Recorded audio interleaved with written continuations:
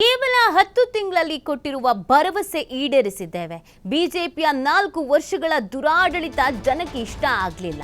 ಬಾಗಲಕೋಟೆಯಲ್ಲಿ ಸಚಿವ ರಾಮಲಿಂಗಾರೆಡ್ಡಿ ಈ ರೀತಿಯಾಗಿ ಬಿಜೆಪಿಯ ವಿರುದ್ಧ ವಾಗ್ದಾಳಿಯನ್ನ ಮಾಡಿದ್ದಾರೆ.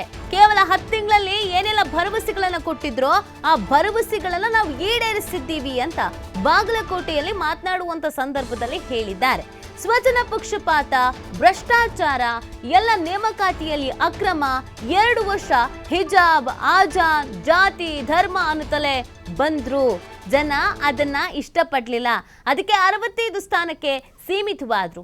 ಅಸೆಂಬ್ಲಿ ಚುನಾವಣೆಗೂ ಮುನ್ನ ಮೋದಿ ಶಾ ಬಂದ್ರೂ ಕೂಡ ಜನ ಮನ್ನಣೆಯನ್ನ ಕೊಟ್ಟಿಲ್ಲ. ನೆನೆ ಬಾಗಲಕೋಟೆಗೆ ಮೋದಿ ಬಂದಿದ್ದು ಗೊತ್ತಾಗಿಲ್ಲ, ಹೋಗಿದ್ದು ಗೊತ್ತಾಗಿಲ್ಲ ಅಂತ ಈ ಸಂದರ್ಭದಲ್ಲಿ ಅವರು ವ್ಯಂಗ್ಯವಾಗಿ ಮಾತನಾಡಿದ್ದಾರೆ ಮತ್ತು ಬಿಜೆಪಿಯ ವಿರುದ್ಧ ಕಿಡಿಕಾರಿದ್ದಾರೆ. ನಮ್ಮ ರಾಜ್ಯದಲ್ಲಿ ಕಾಂಗ್ರೆಸ್ ಪಕ್ಷ ರಾಜ್ಯಕ್ಕೆ ಅನಿವಾರ್ಯ ಆಗಿದೆ.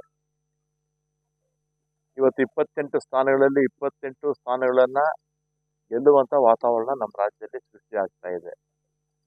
ಕಾರಣ ಏನು ಅಂದ್ರೆ, ನಮ್ಮ ಸರ್ಕಾರ ಮಾಡಿರ್ತಕ್ಕಂಥ ಕೆಲಸಗಳು ಕೇವಲ 10 ತಿಂಗಳಲ್ಲಿ ಚುನಾವಣೆ ಸಂದರ್ಭದಲ್ಲಿ ಏನು ಆಶ್ವಾಸನೆ ಕೊಟ್ವಿ ಅದನ್ನ ಸಮರ್ಪಕವಾಗಿ ಈಡೇರಿಸಿರ್ತಕ್ಕಂಥದ್ದು.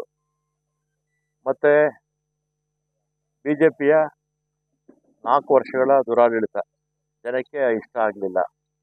ನಮ್ಮ ರಾಜ್ಯದಲ್ಲಿ ಕಾಂಗ್ರೆಸ್ ಪಕ್ಷ ರಾಜ್ಯಕ್ಕೆ ಅನಿವಾರ್ಯ ಆಗಿದೆ. ಇವತ್ತು 28 ಸ್ಥಾನಗಳಲ್ಲಿ 28 ಸ್ಥಾನಗಳನ್ನ ಗೆಲ್ಲುವಂತ ವಾತಾವರಣ ನಮ್ಮ ರಾಜ್ಯದಲ್ಲಿ ಸೃಷ್ಟಿ ಆಗ್ತಾ ಇದೆ. ಕಾರಣ ಏನು ಅಂದ್ರೆ, ನಮ್ಮ ಸರ್ಕಾರ ಮಾಡಿರ್ತಕ್ಕಂಥ ಕೆಲಸಗಳು ಕೇವಲ 10 ತಿಂಗಳಲ್ಲಿ ಚುನಾವಣೆ ಸಂದರ್ಭದಲ್ಲಿ ಏನು ಆಶ್ವಾಸನೆ ಕೊಟ್ವಿ ಅದನ್ನ ಸಮರ್ಪಕವಾಗಿ ಈಡೇರಿಸಿರ್ತಕ್ಕಂಥದ್ದು.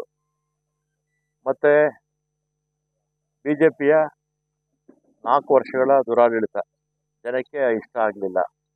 ನಮ್ಮ ರಾಜ್ಯದಲ್ಲಿ